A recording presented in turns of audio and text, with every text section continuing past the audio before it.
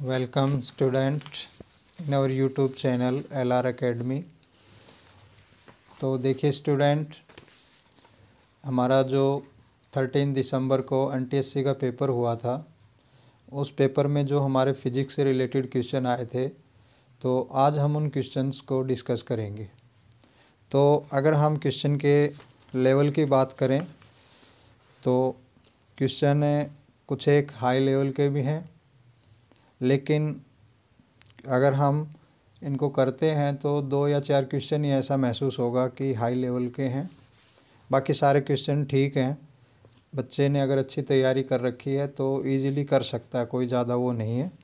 ठीक है, 2-4 क्वेश्चन हैं हाई लेवल के, उनमें सोचने वाली बात है। तो आइए स्टूडेंट, हम बारी बारी से हर एक क्वेश्चन को डिस्कस करते हैं। तो सबसे पहले देखिए,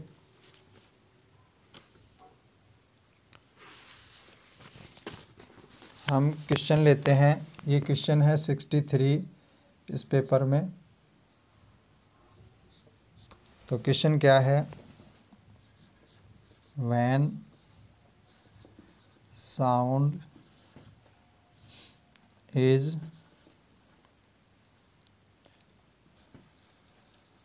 refracted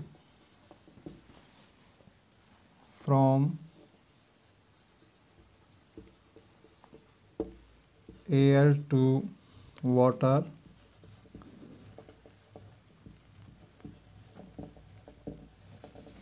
which of the following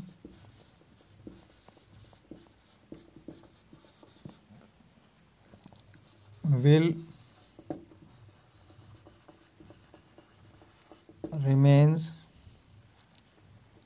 remain unchanged?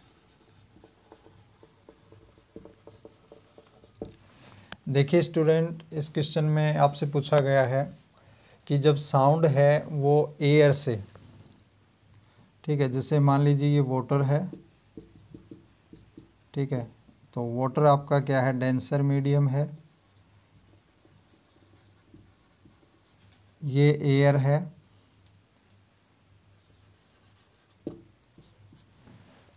जब साउंड हमारी एयर से, ये हमारा वैसे रेयर मीडियम है, तो साउंड अगर एयर से वाटर में रिफ्रैक्टेड होगी, रिफ्रैक्शन होगा उसका, तो कौन सी ऐसी फिजिकल क्वांटिटी है जिसमें चेंज नहीं आएगा? तो देखिए, आपको पता है कि एयर के अंदर जो स्पीड होती है, ठीक है, स्पीड ऑफ साउंड, वो आपकी 344 मीटर पर सेकंड। और वाटर के अंदर अगर हम बात करें speed of sound in water, तो वो हमारी लगभग होती है 1498 मीटर पर सेकंड। तो देखिए, जो साउंड की स्पीड है वो अलग अलग है।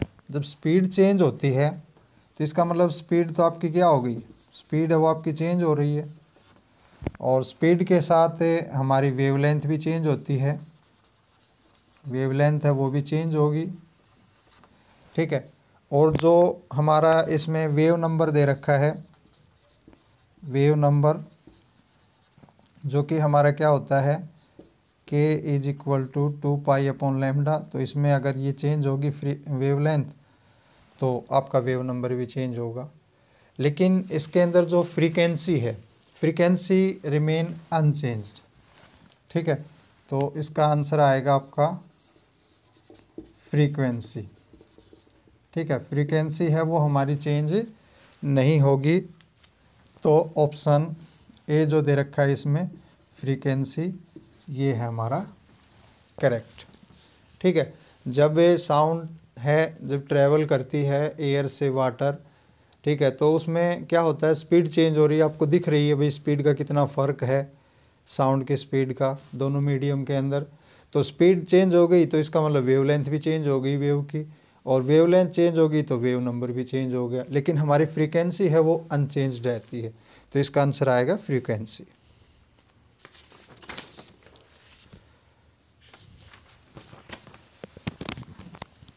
इसके इसके बाद स्टूडेंट नेक्स्ट क्वेश्चन देखिए।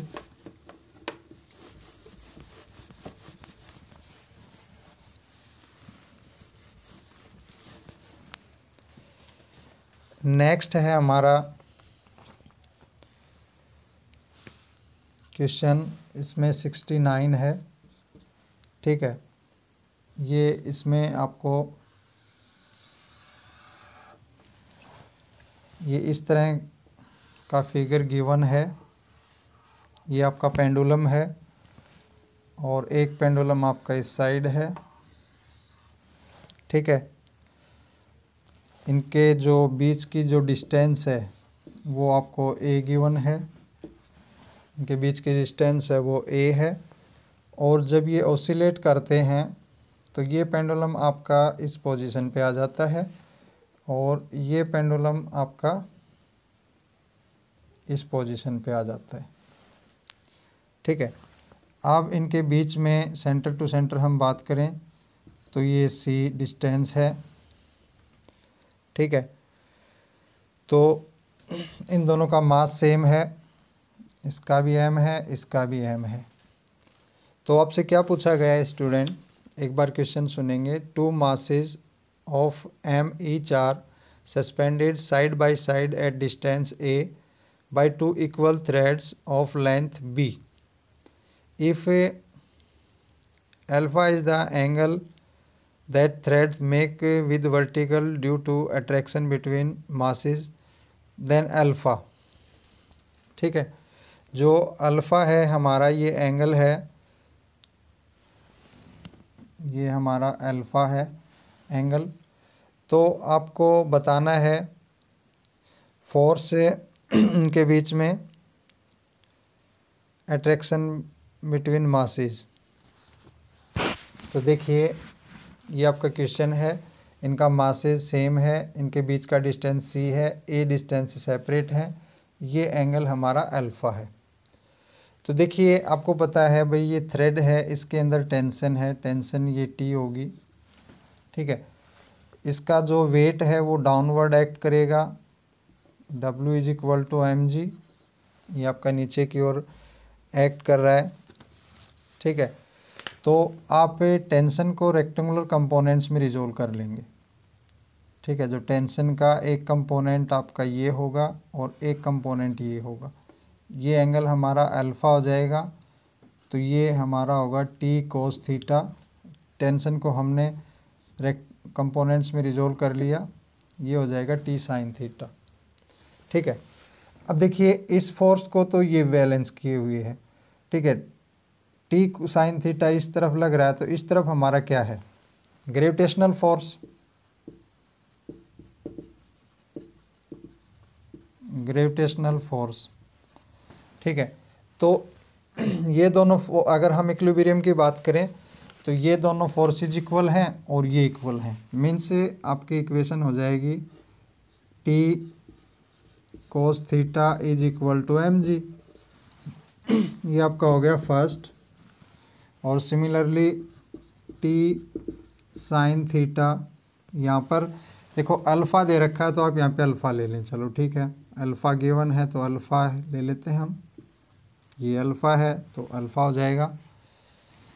तो यहाँ से sine alpha, T sine alpha is equal to gravitational force. Gravitational force आपको पता है F क्या होता है, G m1 m2 upon distance between them r square, ये होता है।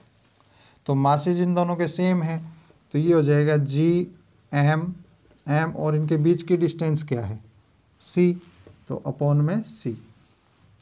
ठीक है, यहाँ पे c का स्क्वायर है, r स्क्वायर है, मीन्स इनके बीच की जो डिस्टेंस है इसका स्क्वायर आ जाएगा। ये हमारी हो जाएगी इक्वेशन नंबर 2। तो according to your option we have to seen in form of 10। तो 10 की फॉर्म में है तो means dividing equation 2 by equation 1। तो ये आपका हो जाएगा T sine alpha, T cos alpha, इस साइड आपका हो जाएगा G m c square upon mg। T से टी कैंसिल, ये आपका बन जाएगा टेन अल्फ़ा, यहाँ पे हो जाएगा G M square C square और मल्टीप्लिकेशन में 1/mg, m से m कैंसिल, तो टेन अल्फ़ा आपका हो जाएगा जी एम सी स्क्वेयर जी, और यहाँ से अल्फ़ा हो जाएगा टेन उस साइड जाके हो जाएगा टेन इनवर्स mg/c स्क्वेयर जी। तो ये आपका स्टूडेंट इस पेपर में क्वेश्चन ऑप्शन नंबर 2 है, ये करेक्ट है, टेन इनवर्स mg/c स्क्वेयर जी। तो ये आप इस प्रकार से इसको कर सकते हैं। तो चलिए आगे बढ़ते हैं नेक्स्ट क्वेश्चन में।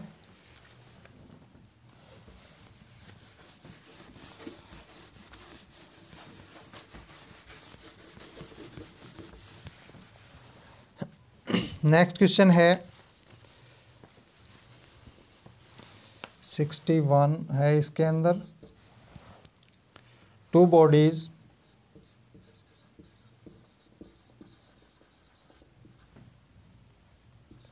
Bodies of masses ma and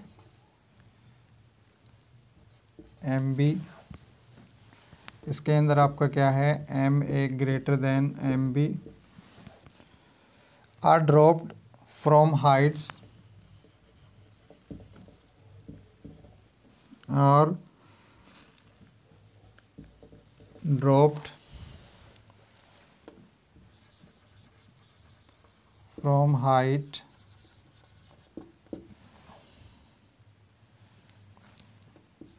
heights A and B respectively,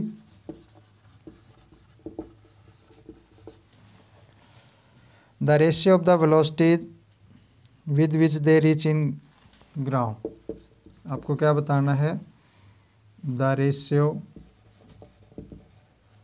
of velocities with which they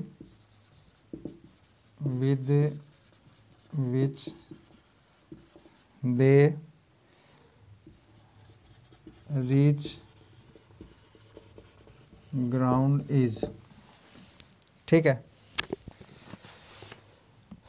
तो ये हम देखेंगे स्टूडेंट, हमें वेलोसिटीज का रेशियो लेना है। तो इसमें क्या कंडीशन है पहले ये देखिए,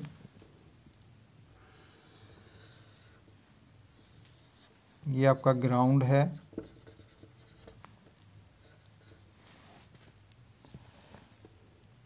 एक बॉडी यहाँ पर है, एक यहाँ पे है, ठीक है।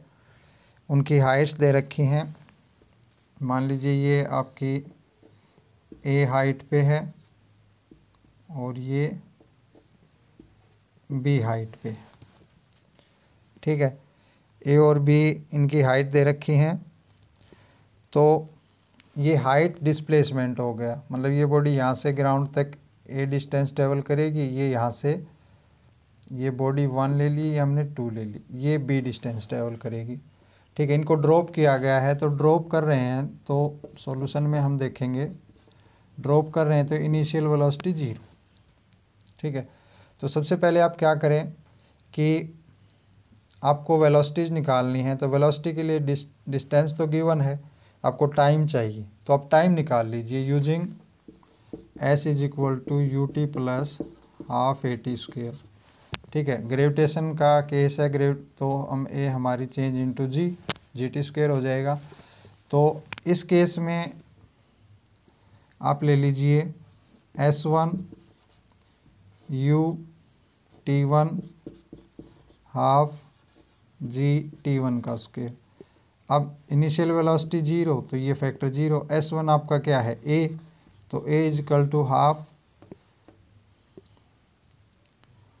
हाफ gt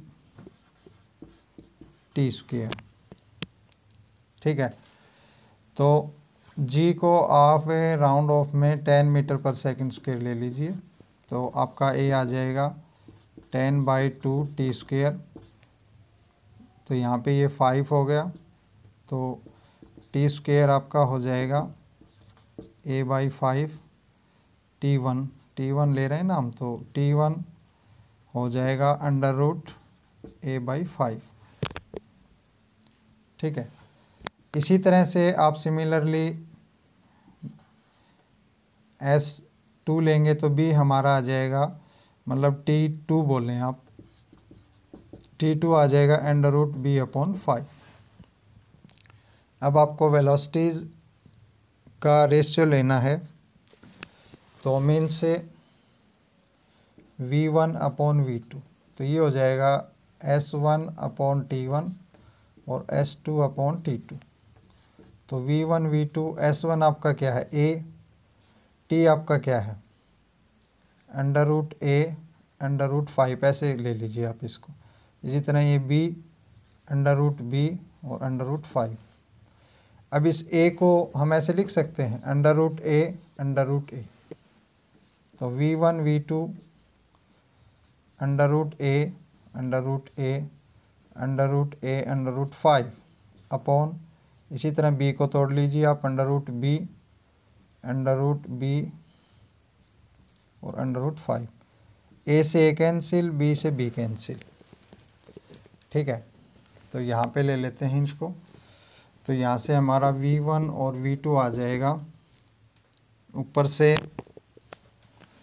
ये √a/√5 और ये हो जाएगा √b/√5। √5 से 5 कैंसिल, तो v1 v2 आपका हो जाएगा √a/√b, और आप इसको ऐसे भी लिख सकते हैं =√a/b।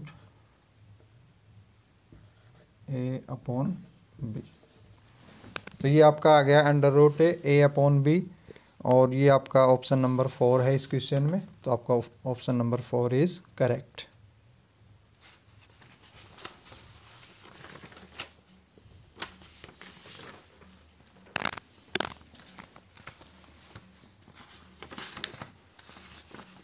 उसके बाद देखिए नेक्स्ट क्वेश्चन,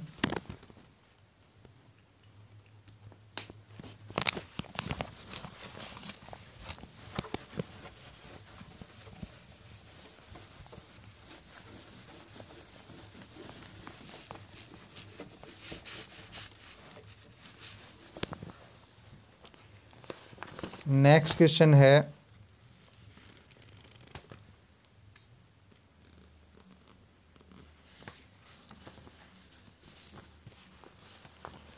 इसके अंदर ये 40 का है। आपको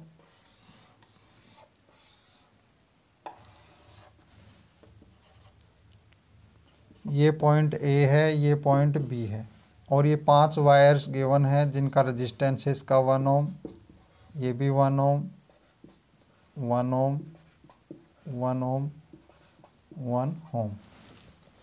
ठीक है, ये गिवन है आपको। अब यहाँ पे क्या पूछा गया है, 5 identical resistance wires of 1 ohm each are connected shown in figure as clear line. Clear line से हमारा ये है, if 2 similar wire are added as shown by dashed line. अब हम क्या करेंगे कि देखो, अगर ये इस तरह से है, सीरीज में है, तो इनका टोटल रेजिस्टेंस क्या होगा। सबसे पहले इसका निकाल लें टोटल रेजिस्टेंस, ये हो जाएगा 5 ओम, क्योंकि सीरीज में जुड़ जाएंगे ये। अब क्या किया जाता है कि इनको ऐसे मिला दिया जाता है डैश लाइन से, लाइक दिस। ठीक है, तो अब जो रेजिस्टेंस में चेंज आएगा वो हमें बताना है कि रेजिस्टेंस कितना हो जाएगा। तो देखो, जब हम इसको ऐसे जोड़ेंगे, ये भी 1 ओम, ये भी 1 ओम, तो यहाँ पर ये व्हीटस्टोन ब्रिज बन जाएगा। ठीक है, जो आपका ऐसे नहीं होता व्हीटस्टोन ब्रिज।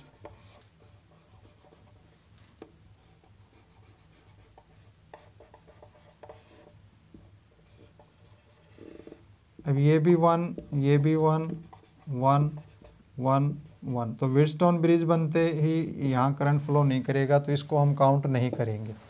ठीक है, तो काउंट नहीं करेंगे, तो ये दोनों सीरीज़ में और ये दोनों सीरीज़ में फिर आपस में होते हैं पैरेलल में। तो टोटल रेजिस्टेंस क्या हो जाएगा, अब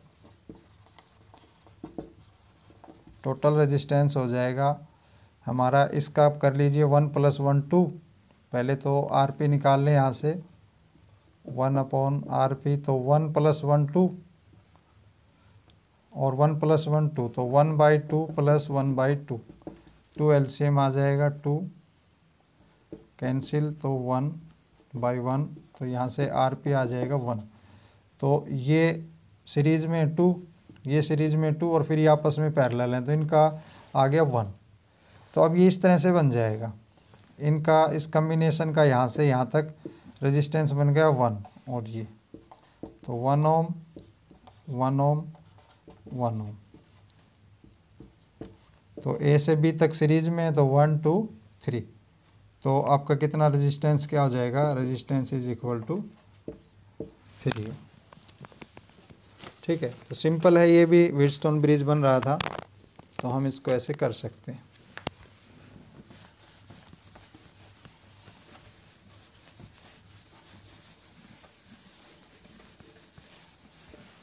इसके बाद स्टूडेंट नेक्स्ट क्वेश्चन है,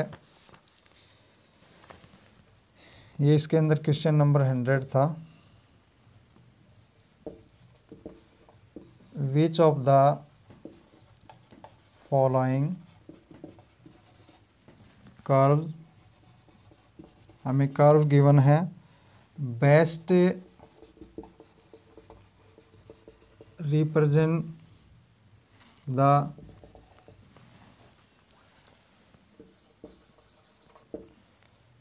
variation in density of the water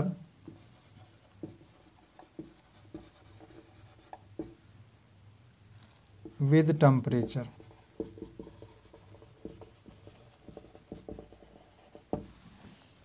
ठीक है, तो इसमें देखो ये वाली कर्व आएगी, हम सीधा यही ले लेते हैं, क्योंकि जो डेंसिटी होती है वाटर की 4 डिग्री सेल्सियस पर मैक्सिमम होती है।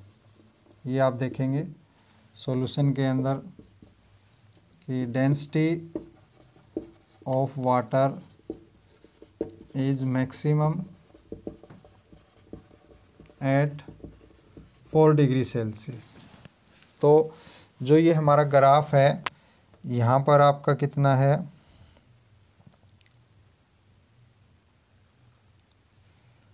यहाँ पर इसमें जैसे क्लियर नहीं है, 0 4 8, तो ये आपका कर्व इस तरह से है।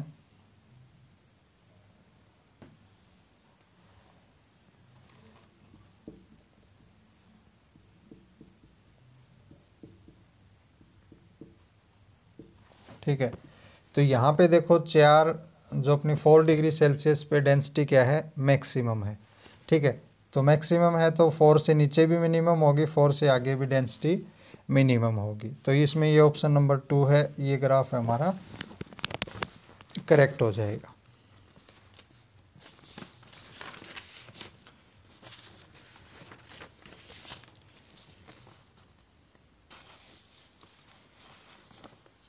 उसके बाद नेक्स्ट क्वेश्चन आता है,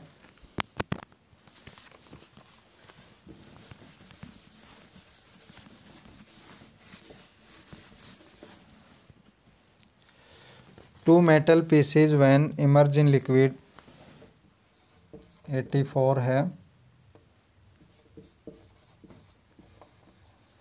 two metal pieces when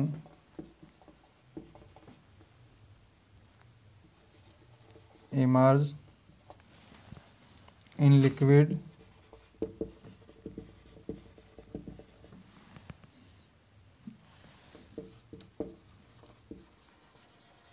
experience equal upthrust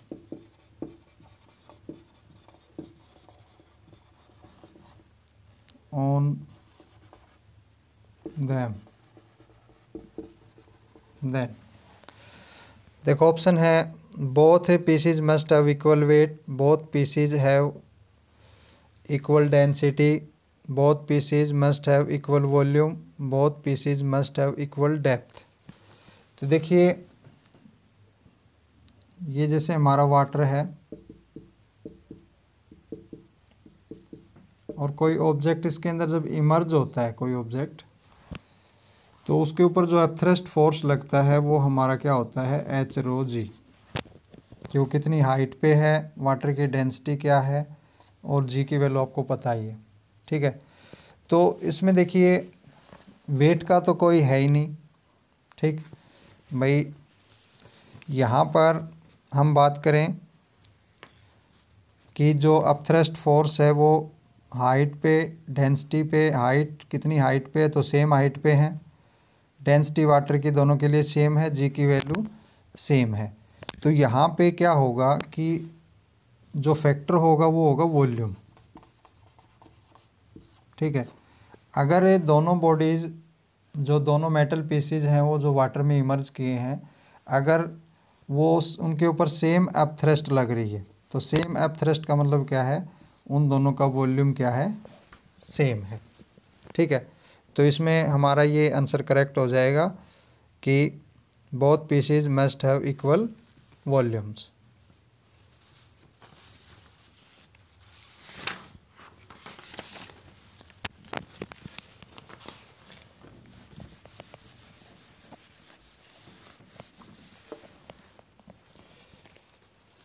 इसके बाद स्टूडेंट हमारा क्वेश्चन आता है 44 है, इसके अंदर a force F is applied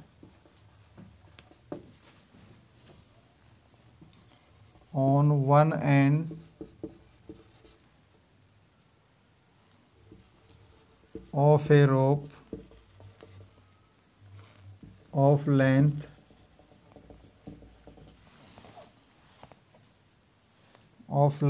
A, P and Q are 2 points of length B from nearest end। तो पूछा गया है the ratio of tensions in string at P and Q is।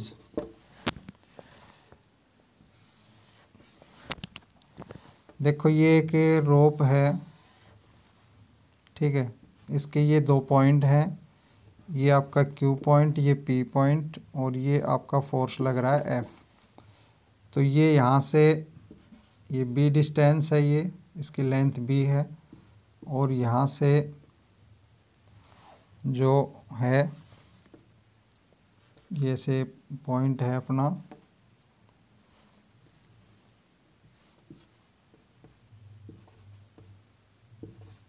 ये भी आपका क्या दे रखा है, डिस्टेंस B, और जो वायर की टोटल लेंथ है वो आपको दे रखी है A।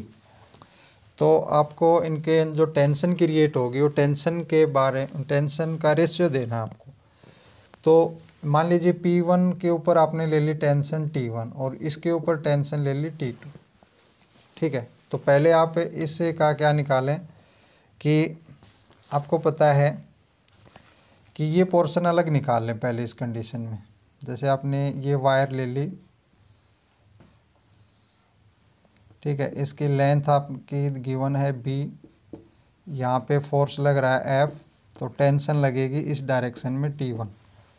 ठीक है, तो सबसे पहले आप एक्सीलरेशन निकाल लें, क्योंकि एक्सीलरेशन होगा वो सेम होगा हर एक पॉइंट के ऊपर।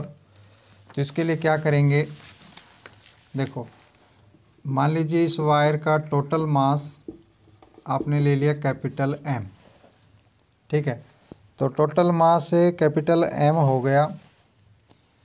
तो अगर आप F is equal to MA ठीक है।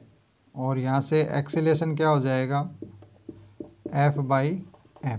तो यहाँ पे जो इसके ऊपर एक्सीलरेशन लग रहा है इस डायरेक्शन में कांस्टेंट, वो आपका हो गया F/M।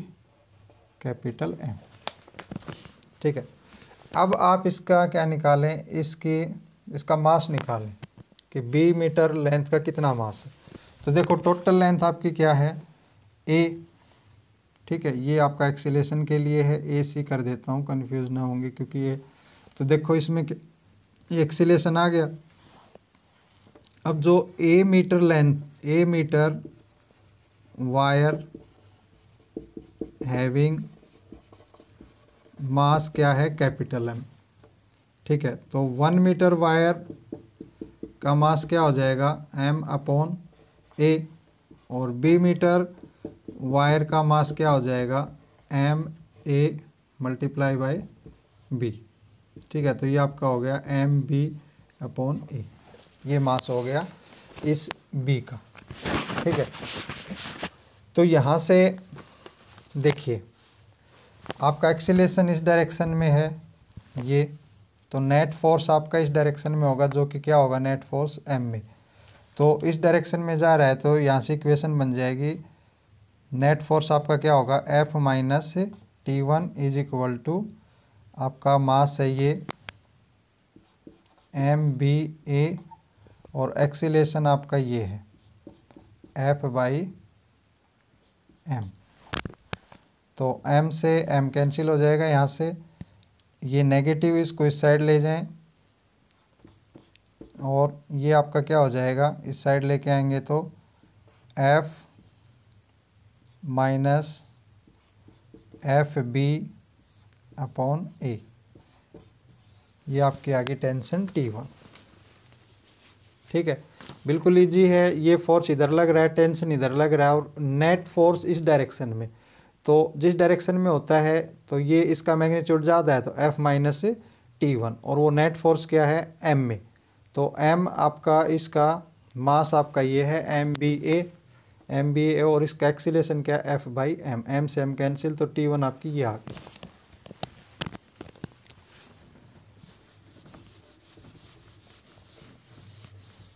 अब देखिए T1 आ गई, अब T2 निकालो। T2 के लिए आपको ये वायर लेनी, ये वाली ले ली आपने, ये फ्री एंड है, यहाँ पर आपकी टेंशन होगी T2। तो देखिए यहाँ पर केवल टेंशन फोर्स होगा, जैसे फोर्स ऐसे लग रहा है तो टेंशन इस डायरेक्शन में होगी आपकी T2। ठीक है, तो इसके ऊपर ये T2 फोर्स लग रहा है। ठीक है, और ये जो T2 फोर्स होगा टेंशन वाला, ठीक, ये आपका क्या हो जाएगा, M में। तो M कितना है, सेम लेंथ है, तो ये आपका यही हो जाएगा MB/A, और फोर्स क्या है, F/m। M से M कैंसिल, तो यहाँ से T2 आपकी आ जाएगी FB/A। अब आपको लेना है टेंशन का रेशियो P और Q। तो P आपकी क्या है, ये T1/T2। तो ये हो गया आपका, यहाँ पे देखिए ये है, इसको इधर लेके F-, तो इसका एलसीएम लेंगे तो एलसीएम A आ जाएगा, तो ये आपका होगा FA - FB, और नीचे हो जाएगा FBA। तो यहाँ से F कॉमन ले लेंगे ऊपर से, तो ये हो जाएगा A - B/A, और ये A ऊपर आ जाएगा, और FB। A से A कैंसिल, F से F कैंसिल, तो ये आपका हो जाएगा A - B। ठीक है, तो ये आपका ऑप्शन नंबर 2 है, ये करेक्ट है। ठीक है, इसको आप T1 लेते हैं तो T1 T2 का रेशियो हमारा ये हो जाएगा।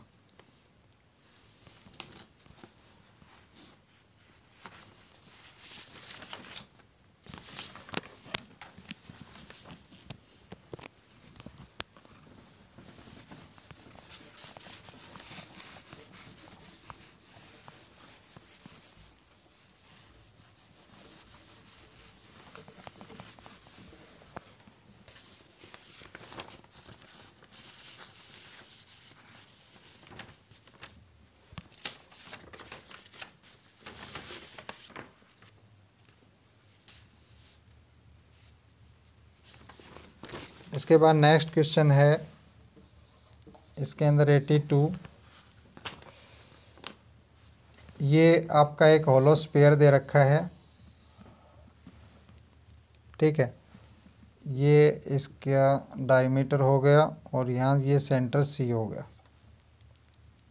यहाँ पर कोई पॉइंट पी है जो यहाँ से एक्स डिस्टेंस पे है और ये आपकी है रेडियस आर, ठीक है।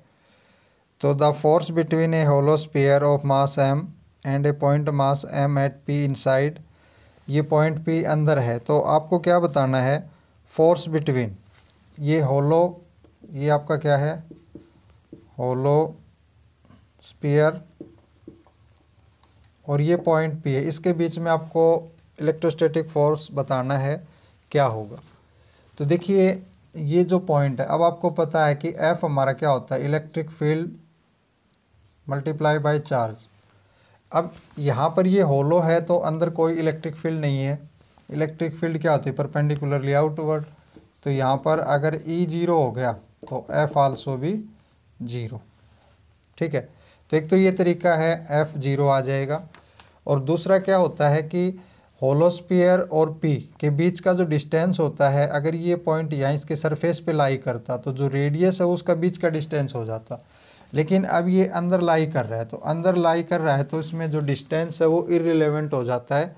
तो इसके अकॉर्डिंग हम इसको जीरो ले सकते हैं। तो इसका आंसर आ जाएगा जीरो।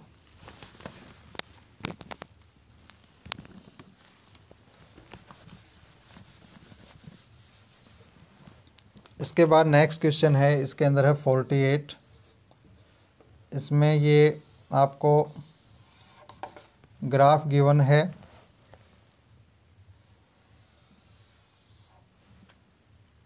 ठीक है। यहाँ पर ये पॉइंट ए, ये पॉइंट बी, पॉइंट सी और ये है आपका पॉइंट डी। देखिए क्या कहता है क्वेश्चन, देखिए the variation in momentum with time, ठीक है। यहाँ पर मोमेंटम है, यहाँ पे टाइम है। For a body under collision is shown in figure, the maximum and minimum instantaneous force are represent respectively of these points, ठीक है। आपको क्या बताना है, मैक्सिमम और मिनिमम इंस्टेंटेनियस फोर्स। तो देखिए आपका according to second law F क्या होता है, D P D T, change in momentum, ठीक है। और यहाँ पे जो हम बात करें तो ये किसके बराबर होता है, स्लोप ऑफ लाइन, लाइन के स्लोप के बराबर होता है, ठीक है। तो यहाँ पर स्लोप क्या होता है कि जब आप टेंजेंट ड्रा करोगे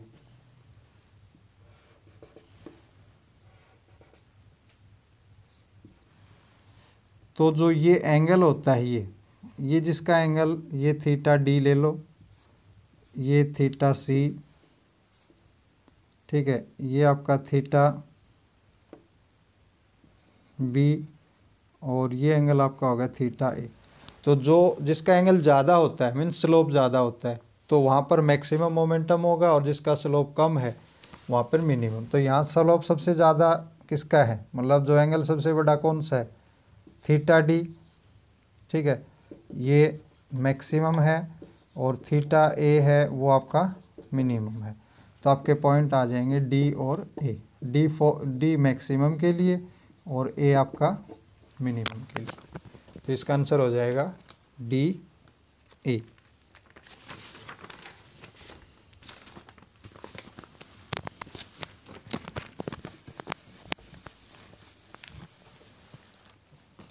उसके बाद आपका नेक्स्ट क्वेश्चन आता है,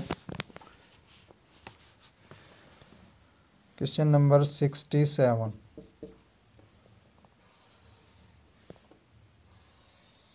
ये एक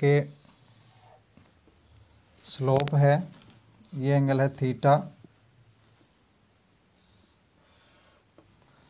इस बॉडी के ऊपर एक हॉरिजेंटल फोर्स लग रहा है एफ, जिसका मास है एम, ठीक है। तो आपको क्या बताना है, a horizontal force F is applied to keep the block stationary on the frictionless incline plane. तो find the angle of inclination. ठीक है, एंगल ऑफ इंक्लिनेशन थीटा की वैल्यू बतानी है।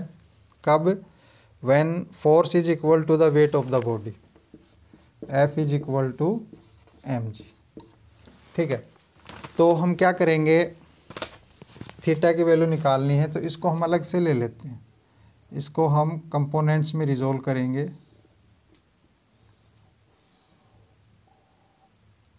इसको थोड़ा नीचे तक लेंगे तो ये एंगल हमारा थीटा हो जाएगा। ठीक है, ये नॉर्मल रिएक्शन हो गई, आपको पता है। ये वेट हो गया mg, नीचे की ओर एक्ट करता है, और ये आपका फोर्स हो गया F। ठीक है, तो अब हम वेट और F को रेक्टेंगुलर कंपोनेंट्स में रिजोल्व कर लेंगे। ठीक है, तो इसका एक कंपोनेंट तो ये होगा नॉर्मल रिएक्शन। आपकी जो नॉर्मल रिएक्शन है उसके अकॉर्डिंग होगा आपका, देखना। जैसे ये आपकी नॉर्मल रिएक्शन है,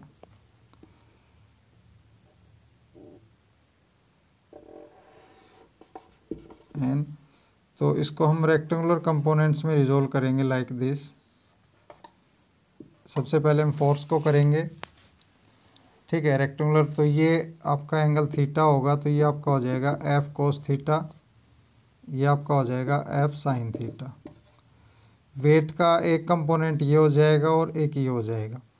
एंगल आपका ये होगा थीटा, तो ये हो जाएगा mg साइन थीटा, और ये हो जाएगा mg कोस थीटा। ठीक है, अब ये देखो, ये फोर्सेस हैं, इक्वल और अपोजिट हैं। ठीक है, तो आप इसको ले लीजिए, यहाँ से हम लेंगे तो यहाँ से क्या हो जाएगा, F cos theta is equal to mg sine theta. ठीक है, कोस को उधर ले जाओ, F mg, ये हो जाएगा sine theta upon cos theta. ठीक है, ये आपका क्या बन जाएगा, F, ये कंडीशन आपको given, F is equal to mg, तो ये आप mg अपॉन mg कैंसिल हो जाएगा, और साइन बाई कोस क्या होता है, टेन थीटा। तो यहाँ से आपका क्या हो गया, tan theta is equal to 1, और टेन थीटा 1 किसकी वैल्यू होती है, 45। ठीक है, तो यहाँ से जो आपका एंगल थीटा है वो कितना आ जाएगा, 45 डिग्री। तो इसको हमने रेक्टेंगुलर कंपोनेंट्स में रिजोल्व किया। इसके बाद स्टूडेंट नेक्स्ट क्वेश्चन हमारा आता है,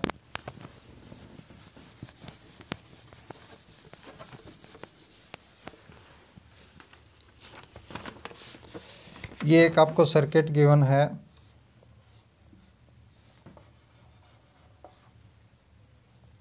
ये 2 ओम रेजिस्टेंस है, ये 20 वोल्ट है।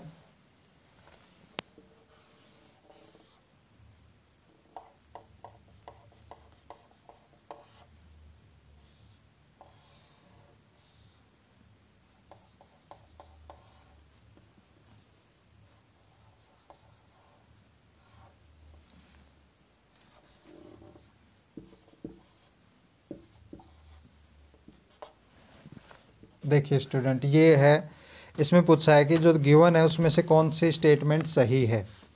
ठीक है, तो इसके अंदर है current flowing from battery in is 5 ampere, power supply by battery is 200 watt, potential difference across 4 ohm is equal to the potential difference across 6 और बोथ 2 and 3। देखिए, यहाँ से आई करंट फ्लो करेगा। ठीक है, अब इस पॉइंट पे आप देखिए, इस पॉइंट पे क्या होगा, इधर तो रेजिस्टेंस है, इधर सिंगल वायर है, कॉपर वायर, तो रेजिस्टेंस, करंट हमेशा कम रेजिस्टेंस होता है वहाँ से फ्लो करता है, तो करंट ऐसे फ्लो कर जाएगा। अब इस जंक्शन पे पहुँचेंगे तो यहाँ पे इस साइड रेजिस्टेंस है, इस साइड सिंपल कॉपर वायर है, तो करंट यहाँ जाएगा और यहाँ से ऐसे होते हुए निकल जाएगा। तो इन दोनों रेजिस्टेंसेस का कोई मतलब ही नहीं है, क्योंकि करंट है हमारा, ये ऐसे पाथ एक्वायर करके फ्लो कर जाएगा। ठीक है, तो सर्किट में करंट निकालेंगे तो करंट ओम्स लॉ यूज करेंगे, V is equal to I R. तो आई हो जाएगा V अपॉन आर। तो आई वी कितना है आपका 20, आर कितना 2, तो करंट कितना आ गया 10 एम्पियर। तो पहले वाले स्टेटमेंट तो ऑटोमेटिकली गलत होगी क्योंकि इसने 5 एम्पियर बोला है। दूसरी है पावर, तो पावर हमारी क्या होती है P इजकल टू वी आई। तो V कितना है 20, ठीक है, और करंट कितना है 10, तो ये हो जाएगा 200 वाट। तो हमारा यही ऑप्शन ठीक हो जाएगा। Power supply by battery is 200 वाट। अब इसके बाद स्टूडेंट लास्ट क्वेश्चन आता है हमारा।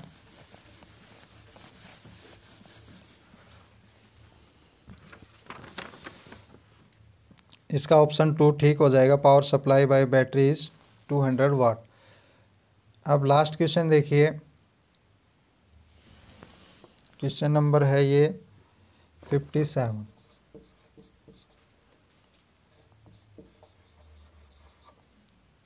There are 2 spare of same material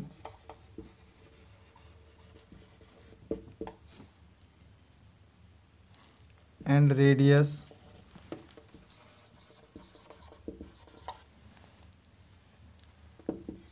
one is solid and other is hollow. If they are heated,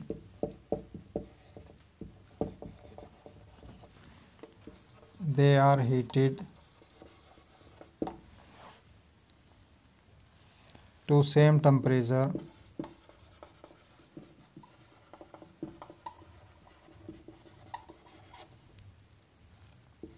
the expansion of, ठीक है, ऑप्शन फर्स्ट है solid sphere is more, hollow sphere is more, solid and hollow sphere are equal, और solid is outward while hollow is inward. तो देखिए यहाँ पर क्या given है, एक हमारा सॉलिड स्पेयर है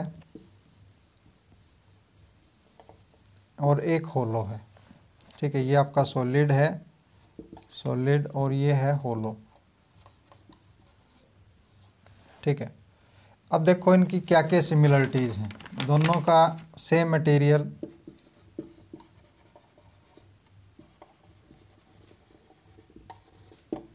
रेडियस सेम है तो मतलब सेम साइज और सेम टेम्परेचर। तो जो लॉ ऑफ हीटिंग एक्सपेंशन है वो इन तीनों फैक्टर्स पे ही डिपेंड करता है, और तीनों दोनों के क्या हैं, सेम है, ठीक है। जो हम एक्सपेंशन, हीट एक्सपेंशन पढ़ते हैं तो वहाँ पे हम देखते हैं जो एक्सपेंशन होती है वो इन 3 फैक्टर्स पे डिपेंड करती है कि किस मटेरियल का है, कितनी साइज़ है और कितना टेम्परेचर। अब दोनों का ये सेम है, अगर ये दोनों का सेम होगा तो इसका मतलब इनके अंदर जो एक्सपेंशन आएगी वो भी क्या होगी, सेम होगी। तो ऑप्शन जो इसके अंदर गिवन है 3 है वो करेक्ट हो जाएगा, जो कि क्या है, solid and hollow sphere are equal, ये हमारा हो जाएगा करेक्ट। तो स्टूडेंट ये हमारे एनटीएससी के फिजिक्स के क्वेश्चन थे, ठीक है, हमने इनको सोल्व किया, आप इनको देख सकते हैं और हमारे ये कंप्लीट होते हैं। तो अपनी वीडियो के अंदर हमने जो फिजिक्स के क्वेश्चन थे जो हरियाणा के एनटीएससी के अंदर आए थे, हरियाणा का जो पेपर था एनटीएससी का उसके अंदर था, तो आई होप आपको समझ में आ गए होंगे। Thank you.